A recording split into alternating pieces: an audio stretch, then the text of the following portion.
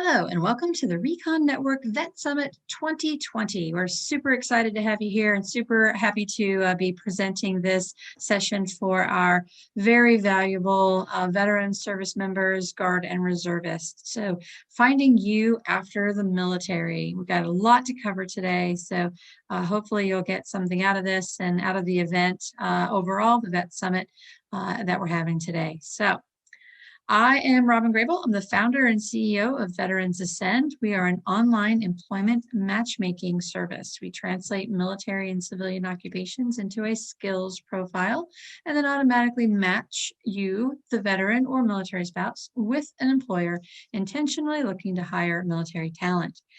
I am a Navy veteran and I am also a Navy spouse. I served for 9 years on active duty, and since then I've been in various HR roles and business consulting for large and small businesses. I'm honored to be part of the Vet Summit this year and partner with the Recon Network. So again, want you to get a lot out of this today. So hopefully we'll cover some things that you may not have heard before and would just really be of value to you as you navigate the transition out of the military, whether you've been out or you're not out yet, or you've been out for a while. It's still somewhat of a transition. All right, for our agenda today, we are going to go behind the scenes and talk about HR professionals, networking to your advantage, capitalizing your skills, cultural differences, and interview success. So again, like I mentioned, we have a lot to cover and really great information. So let's get started. So I've learned over the years and my HR roles and business consulting that no matter the role in an organization, from the business owner, C-suite, or hiring manager, the search for talent to run and grow a business is critical to long-term success. So the cost of hiring, time to fill, turnover, productivity, and retention, these are real problems for every employer, and they cost employers millions every year. Yet there is an answer to these problems, and we believe that it's hire more military talent. We're a little biased in that regard, but we definitely know that the skills you bring to the table are a return on investment for every employer out there. And we're gonna show you how easy that can be for them to capitalize on that. But transitioning out of the military is not easy, as some of you may have experienced. A couple of examples that may seem familiar to you is a Navy veteran after serving for 10 years went to a resume writer. They told her, you can easily get a job as an administrative assistant because no one will understand what you did in the military. And an Army soldier, another example, served for 24 years in the infantry. He was told, you can go run security operations because employers just won't know what other skills you have and won't be able to figure it out.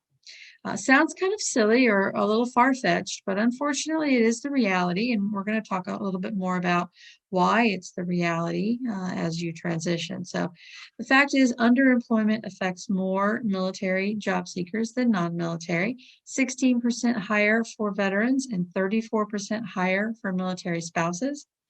Some of the reasons are current job boards, job fairs, or even direct hire placement services do not fill the gaps on connecting employers and you, the military talent.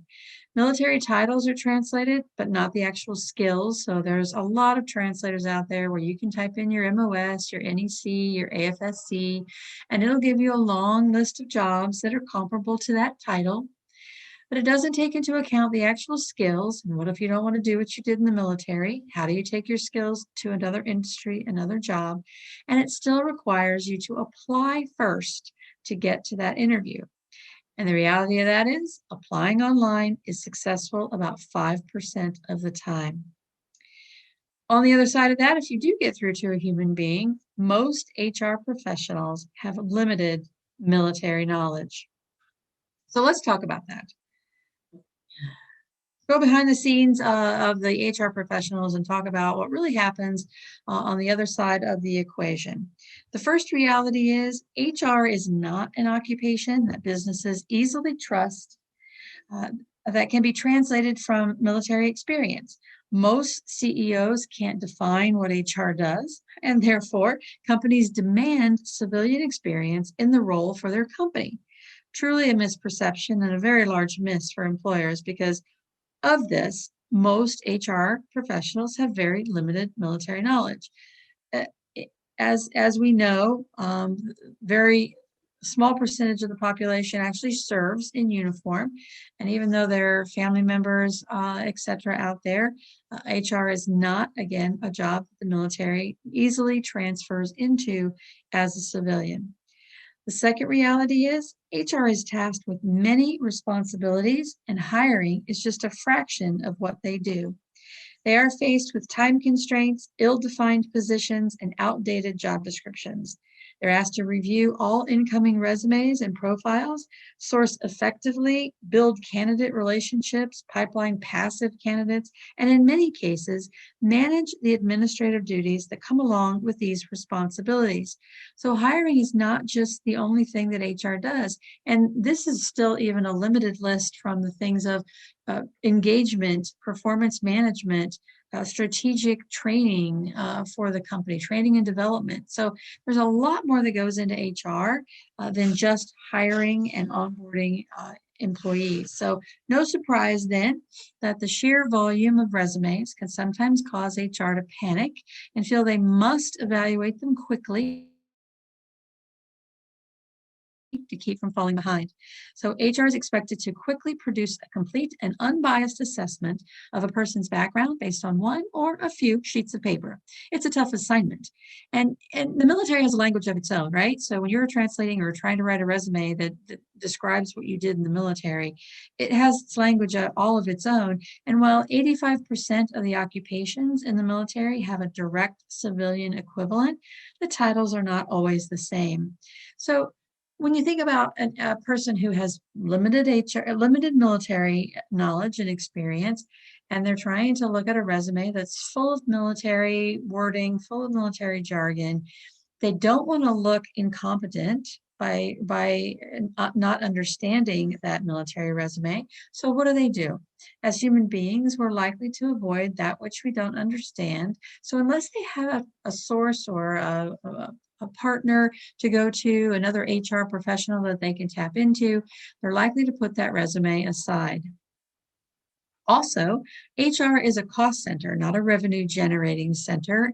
So there's no revenue coming in. They cost the employee or the employer money, and therefore run the risk of losing their job over sending the wrong candidate forward. So there's a lot of pressure there. And they are humans, like all of the rest of us, and we do, not want to look incompetent, as I mentioned before, because we don't understand a military resume. So they're sometimes forced to make assumptions about a resume, and not understanding it, looking at things that they think relate to their company, but how do you actually fit into their company? So it's not pretty, of course, and they don't do it with malice. They truly, truly want to hire military talent. They just need you to help them along with a little bit of that translation so that your resume is not as difficult to understand. All right, let's talk about networking. Today, it's not about who you know, it's all about who knows you. And how do you get people to know you?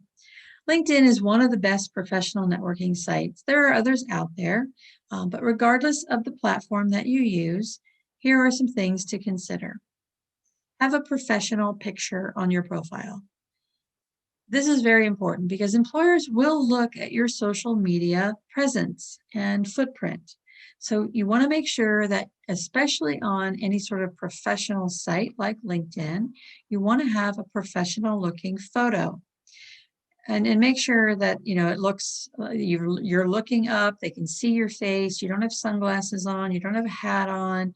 All of these things make it important for them to really connect with you as a human being. Keep your profile updated. If anything changes, if you've taken more classes, if you're volunteering, if you got a new job, make sure your profile is updated. Make sure your skills are listed. So when recruiters search on keywords, and they will use LinkedIn, especially for passive searches to find people who meet their criteria, your profile will pop up if the keywords match. So make sure you have skills listed on your profile in some fashion. and their skills that you would want to be matched on when an employer is doing a search. Do your best to limit the military jargon. Where you can, list in civilian equivalents of rank or years of experience, just to try to tone it down. Not that it's a matter of being not wanting to be proud of what you did in the military. Absolutely, you want to be proud of what you have accomplished in the military, and you should be. But try to make it into more civilian language that they're going to relate to and they're going to match to when they're doing their keyword searches. So you want to try to leave the acronyms out, try to leave the military jargon out as best that you can. And there's a lot of resources out there that can help you do that, help you, other veterans who've gone before you that can help you with doing that. Next, make meaningful connections. And what I mean by this is look for people who work in the industry you are interested in, look for veterans or military spouses in that industry or in the role that you're interested in, and then connect with them, but by sending a personalized message or connection request. Don't just hit connect and expect them to figure out on their own why you wanted to connect with them, why if they don't know you and they don't think they have anything in common or they don't see other connections in common, make sure you're sending them a personalized request. So you can do things like, I always, as a Navy veteran, I always look for Navy veterans. And so I always write in my personalized note that thank you for your service in the greatest branch. I always call it the greatest branch. Go Navy. So make sure you're looking for things like that. Or maybe they went to the same college that you have gone to. Maybe their business, their company they work for or own is headquartered where you grew up or where you have family. Something that you can identify and put in your personalized message. Hi, I am Robyn Grable. I'm a Navy veteran. I see that you are an Army veteran. I would be honored to connect with you. So, or I see that you work for XYZ company. I'd really like to learn more about that company. I would be honored to connect with you. So something like that. Doesn't have to be long and lengthy. In fact, LinkedIn only gives you a certain number of characters to write your connection request. So be mindful of that as well. Then look at the connections that you have and who they are connected to. So look through, and LinkedIn will let you, when you're connected to somebody, you can go through all of their connections, find people that you can ask for introductions. So if as an example, I'm connected to somebody that you would like to be introduced to, send me a note and ask me to introduce you to the person that you're looking to be connected to. Find 5 people who can introduce you to someone else that will help you along the way with questions or whatever it is. They work for a company you want to work for, whatever the case may be. Make it a point, a goal to find 5 people who can introduce you to someone else. And the final thing on networking, actually 2 things. One, if you are attending events in person, which right now is limited, of course, but if you are attending something in person, be sure to have a very simple business card available and your 30-second pitch prepared. So when you meet somebody, you can quickly tell them who you are, what you're looking for, and how they can help you or what advice they can give you. Then on your business card, it can be just very simple, your name, email address, and phone number, and then 1 to 2 lines again on how that person can help you or how they can connect you, who they can connect you with, etc. What this does is when you hand them that business card, they're trying to listen intently for what you're saying. But when they leave that event, they're going to, as humans, we forget things. We have a lot of information coming at us. So it's much easier if they have your business card and they say, oh yes, I met Fred at this event. This is what he's looking for. Perfect. I know exactly who to connect Fred to, and they've got your contact information right there. So make sure you're doing that. And again, the last thing on networking that's very, very, very important. You are not asking people to get you a job. You are asking for their advice their input, their guidance, or suggestions on who you should connect with or who can help you. Most people will, if you walk up to somebody and say, hey, I know that your neighbor's with the HR person at Northrop Grumman. Would you get my resume in front of them?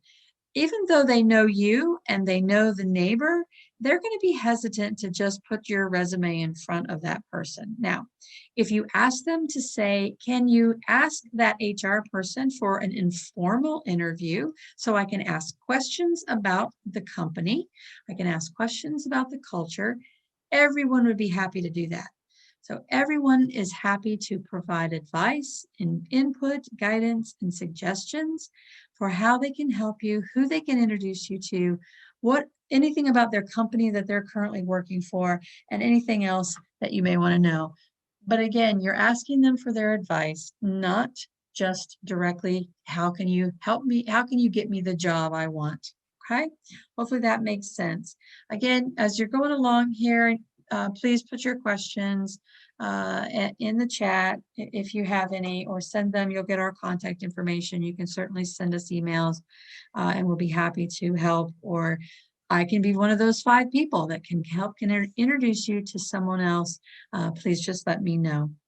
Okay, let's move on to capitalizing on your skills. All right. So, the first thing you want to do is create your free profile at Veterans Ascend. So go to veteransascend.com. We translate, as I mentioned earlier, we translate your military occupations into a skills list, not just your title with a list of comparable jobs. We looked at every job description for each MOS, NEC, AFSC, officer billets, all of those, and determined what skills were required. You can edit the skills that we give you and take out skills you don't want to be matched on. If, for example, you don't want to do parts of the job that you did in the military, and add other skills in that you do want to be matched on. Then use our skills profile as a starting point for your resume, your social media profiles, etc. This way you can start to build your story around the skills that you're proud of, that you're confident in, that you're passionate about, and you have that foundation there to move forward. The military spent a lot of time to train you. No matter if you've been in for 3, 4 years, or 34 years, you've been trained on a lot of different subjects to teach you the skills necessary for many jobs in the military. Even though you had one core position, or maybe a couple of core positions in the military, you likely were trained on a number of other topics, a number of other requirements if you're going on deployments and other things that you need to learn or fill in for. So those skills are also necessary for nearly every industry, every company in some capacity. So learn to tell your story. Be proud you're a veteran. Be proud you served our country. Any company who disregards that or doesn't value it is not a company you want to work for. Know what you like and know what you like to do, and as important, know what you don't want to do. That's important for you to figure that out and just really sit down and do some self-reflection on what that means for you. Think about your skills in different ways. Don't just look at a badly written job description and feel like you don't have the skills for the job if it's something you really want to go for. Again, use your network to find out more about the job, find out more about the company. Ignore that the job description or application says 5 years of industry experience. And be ready to describe your experience and skills in terms of the length of time utilizing those skills. The reality is, applicant tracking systems are not programmed to calculate your collective experience at each duty station. It's not going to see that when you were here for 3 years or there for 3 years, that's a collective 6 years of industry experience. It's going to see that you have 3 years of industry experience and will filter you out when you're applying for jobs online. So ignore that. Know that you have the time in the experience and the skills, but just be ready to describe your experience in terms of that length of time utilizing those skills. Okay. Every company wants to hire military talent for their skills. The problem for the companies is how to connect with you and how to align your skills across their organization. That's where you can make the biggest impact when you already know how to align your skills with an organization. All right, let's move on to cultural differences. So getting out of the military is somewhat of a culture shock. Any transition is difficult. You think about transitioning out of high school, transitioning out of college, transitioning from one industry job to another. Transition can be difficult. So, but there are a couple things between the military. Military culture is drilled into us from the day we arrive at basic training.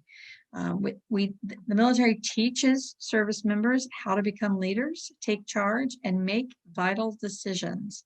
These are all attributes that make veterans highly valuable to civilian companies, but they're utilized in a different way, or really, again, how they communicate them is a little bit different. So let's talk about a few of these cultural differences.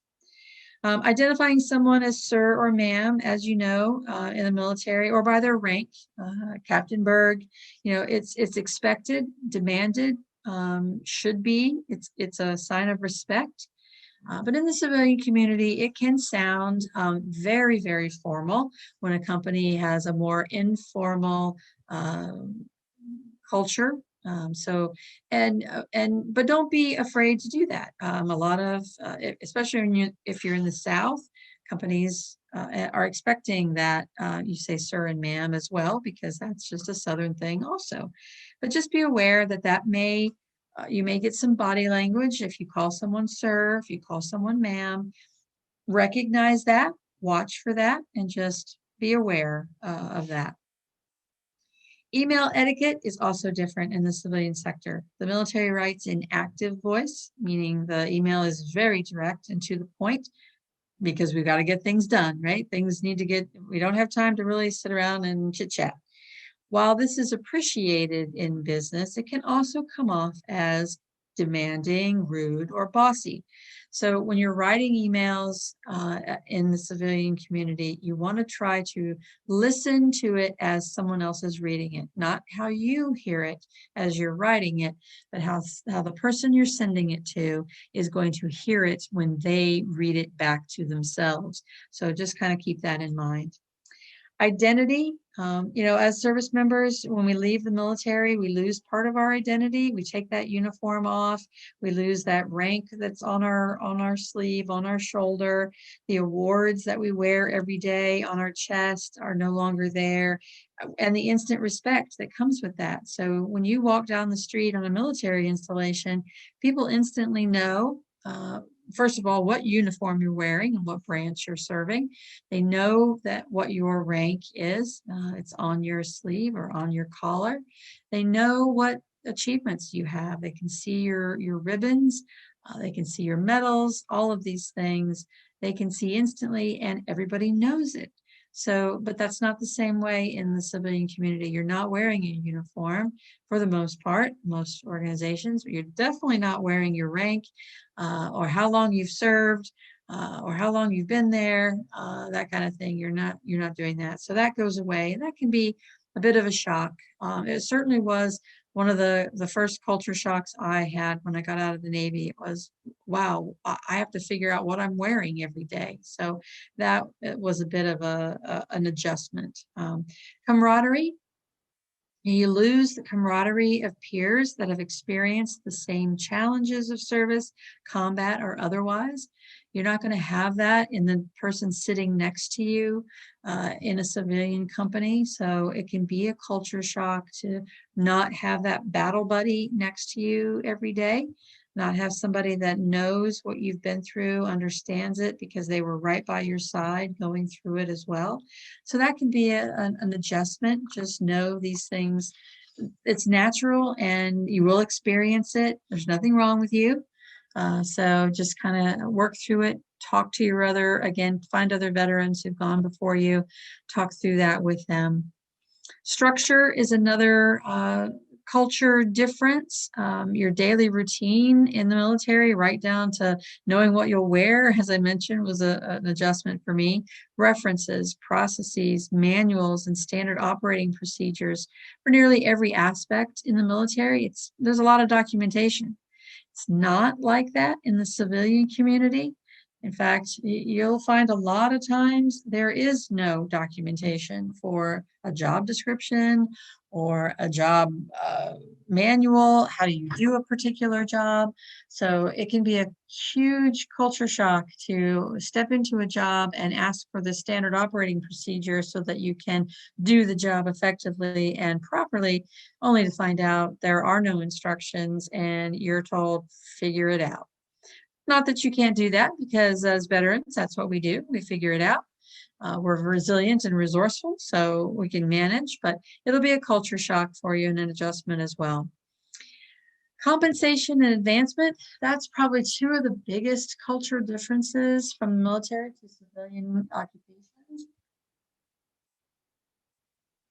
Compensation is handled in the military, as you know, by rank and time in service. It's all public knowledge. Enlisted to officer, everyone knows what they're getting paid based on your rank and years in service. They also know exactly how long their advancement will take and what is required. There is a structured timeline for each advancement.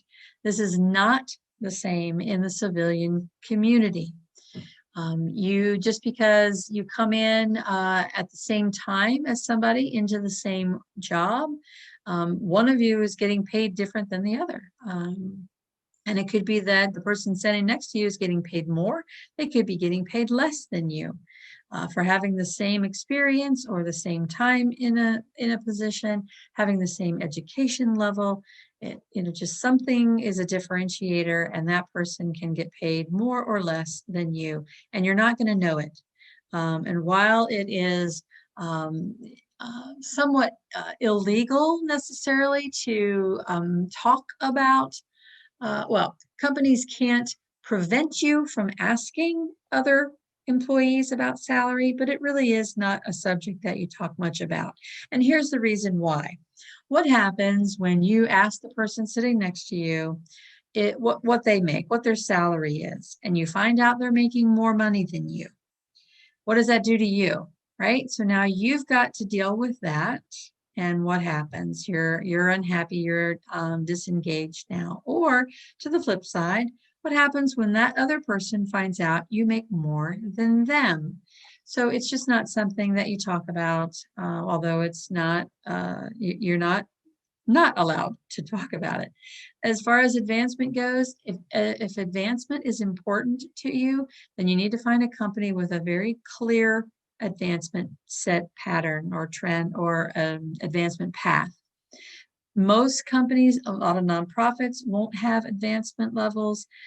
Smaller companies won't have them simply because they're growing, they're small companies. Bigger companies will have them, but they won't be as clearly defined as they are in the military. So just know that you're not going to walk in and say, okay, I'm starting out as an E4.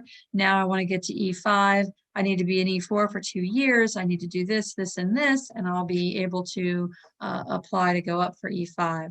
It's not that way in the civilian sector all the time. There's some companies that do a better job of that than others.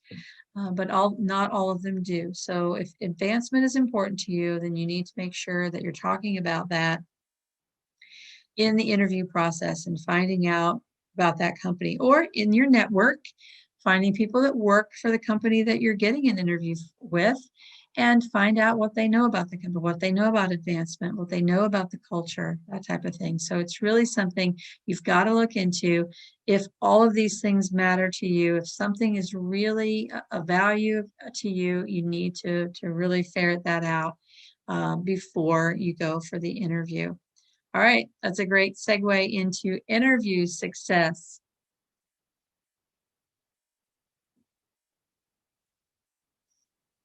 Okay, so always do your research on a company before you head to an interview.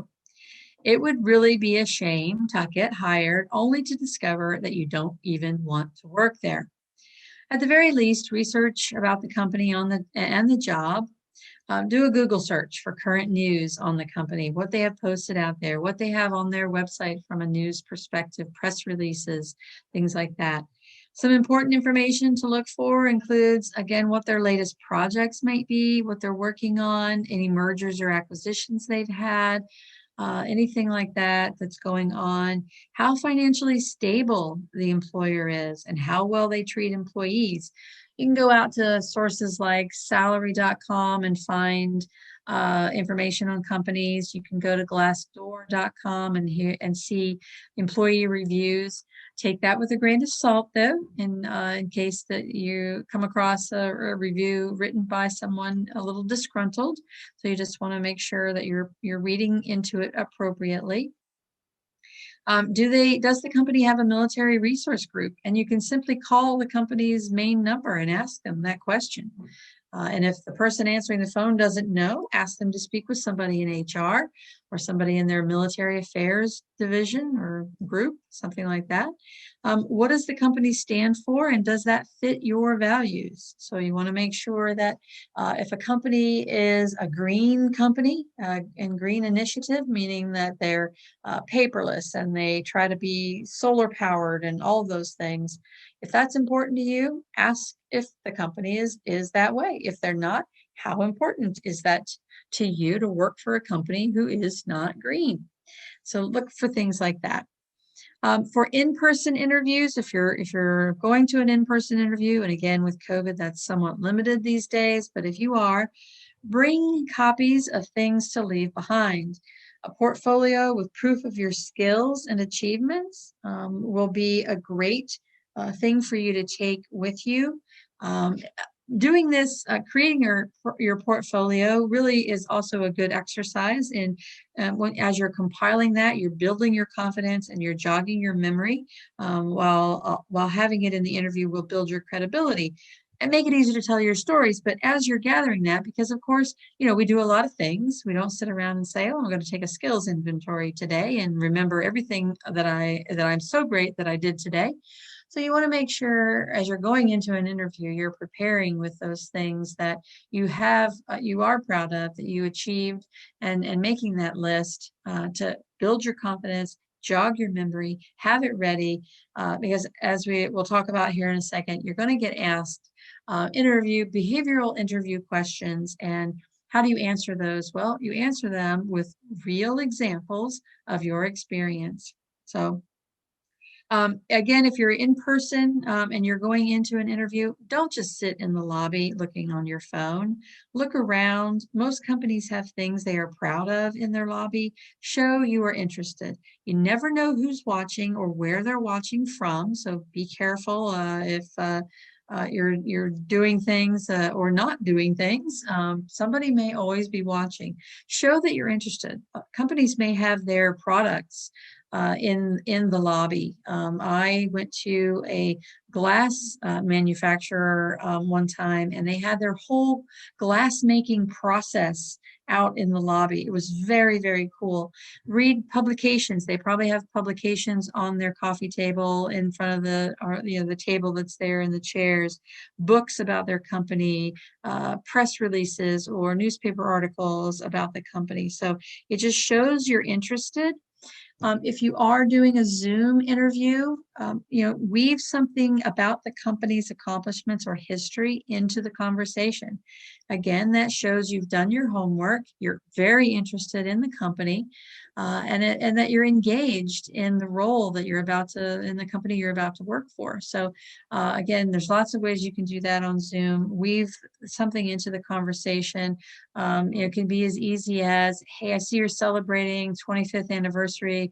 I'd really admire a company with that growth and potential. So, things like that.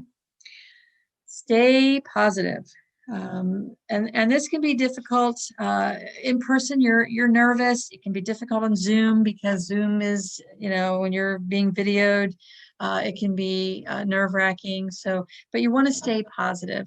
And you want to read the body language of the person that you're meeting with, so that you can gauge whether or not they've taken what you said, the right positivity. A positive conversation is key to successful job interviews. Employers don't want to hear a litany of excuses or bad feelings about a negative experience, even when legitimate. So if you're asked about, a sudden job change or a weakness in your background, don't be defensive. Or, if you're asked about something from your military background that may sound like they've been condescending or they just don't understand it, don't be defensive. Focus instead on the facts briefly to emphasize what you learned from the experience or what you bring to the table because of that experience or situation.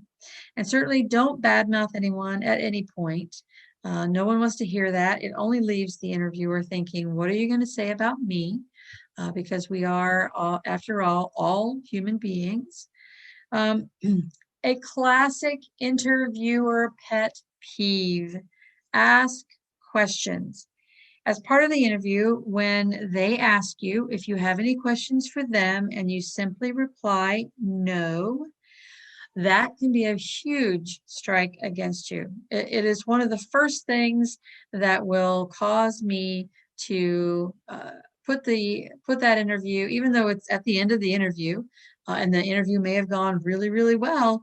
If that person sits there and doesn't have any questions for me, they've lost me. So ask questions. Having questions shows how interested you really are in the role and the company, and it also shows that you've done your homework and should be taken seriously. You want to prepare a list of questions you want to have answered. So things like, again, do they have a military resource group? What is the advancement like? You may also want to ask, is this a new position or a replacement position? And if it's a new position, then because that indicates there's growth in the company. If it's a replacement position, you can ask, is that person getting promoted? Because that shows advancement within the company, which is awesome. Have your questions written down or typed out and printed out. It's okay to refer to your list of questions during the interview. You can simply say to the interviewer, yes, I absolutely have some questions. I appreciate you asking. And I would appreciate, I'm going to take some notes while you answer these questions and take notes. You want to be in the moment, but you also want to be able to remember answers that you want to get to your questions. You should be interviewing the company as much as they are interviewing you. So again, we want to ask mindful questions that will give you the answers and the indication that this is a company that you definitely want to work for. And you can gauge how the interviewer answers the questions and how responsive they are to the questions. That can also be a telling sign for the culture within the company. So be on the lookout for that. And then always, always, always send a follow-up thank you note. If you can send a handwritten note, even better. So even a handwritten note to the company, even though we may be working from home these days and getting the mail from the company is going to take a little bit longer. If you can send a handwritten note, so much better. It just totally surprises people these days and really, really makes a difference. If you can't send a handwritten note, must send an email thank you follow-up note. So at the very minimum, an email thank you note. And you could do both. So you could send the email thank you note immediately following the interview and then follow it up with a handwritten note. If someone in your network helped you get to the interview, send them a handwritten note as well, or at least, again, a thank you note on LinkedIn or a thank you note email. So very, very, very important. It will make a difference. You will stand out. You won't be sorry to have spent a little bit of time. Simple note cards with your name on them or just a blank note card, make it professional. And that's really all you need. All right, we've covered a lot. Hope you've gotten a lot of good stuff out of this, some stuff that you didn't know, some stuff that you didn't think about. We'll recap here. The military is just another company. It runs like any other company, and each civilian company that you'll encounter has their own process, culture, and nuances, just like the military. So know that going into it, although the military is the biggest employer, it is it is a culture of its own, but civilian companies will also have their own culture. Again, talking about HR professionals, most HR professionals have very limited military knowledge. Keep that in mind as you're trying to communicate with them. Make it as easy as possible for them to see your value, the skills you bring to their organization. They're tasked with a lot of different responsibilities, and hiring is just a fraction of what they do. They are not a revenue generating center, so they are a cost center. And so they're going to try to get as much done as possible. So be kind to HR. They will remember it. And if there's anyone you want to have on your side to bring you forward in an organization, it's HR. When it comes to networking, make meaningful connections. Again, as we talked about, find 5 people who can introduce you to someone else. Again, I'm happy to be one of those 5 people. Make it a goal to do that, even during this conference while you're still connecting at the Vet Summit. Make sure that you're finding those 5 people that can help you. Ask for their advice, input, guidance, or suggestions on who you should connect with or who can help you, not directly get you a job. On skills, look at the actual jobs you've done, not just the title. Look at the actual skills that go along with the job and the training that you've been provided. Really do a lot of self-reflection on everything you've learned, everything you've done in the military. Learn how to tell your story. Learn how to answer behavioral interview questions. They're going to ask you, tell me about a time when you had a conflict within your team. How did you resolve it? So if you can't think of an example, and don't try to fudge it, don't try to make something up, because that'll show all over your face. They'll know it instantly. These are why behavioral questions are asked, because you should have an answer to each one. You should have an example of how you can demonstrate your skills associated with that question, that conflict management. So learn how to tell your story. Learn your 30-second pitch so that when you meet someone, you can tell them who you are, what you've done, what you're looking for. Every company wants to hire military talent for their skills. They just don't know how to connect with you or align your skills across the organization. So you can make it easy on them to get that done. For interview success, do your research, know the company that you stand for or you want to interview with. Be prepared. Have all of your documents ready, your portfolio. Be engaged and be in the moment. I'll give you an example. When I got out of the Navy, one of the first places I went to work for was McDonald's Corporation. It's their corporate office on Long Island, New York. When I went in for my interview, as I was looking around the lobby and reading a lot of the things about McDonald's on the walls, I noticed that the receptionist was putting together some binders. And so I went over and asked her if I could help her. After she got over the shock of my actually asking her if I could help her, since I didn't work there, she gladly let me help her, and then proceeded to tell everyone that she came across how helpful I was and how engaged I was. I got the job, and that was a determining factor. And because it was just something that made me stand out. So find a way for you to stand out when you go for interviews. Stay positive, ask questions, definitely, and send a thank you note. Imperative that you send that thank you note and have those questions. Can't tell you how important that is enough. Okay. Veterans Ascend. If you have questions about our organization, email us at talent@veteransascend.com. Here's our social media. There's our website. Again, please go out and create your free profile. Use that for any of your other skills related things that you need to do. Follow us on social media, connect with us on social media. Having more connections for us helps us have a greater impact for our military families. Again, if you have any questions, our email address is there. And if you have any questions for me or would like to connect, there is my email address. Again, I'm happy to be one of your 5, so please reach out. Let me know how I can help you.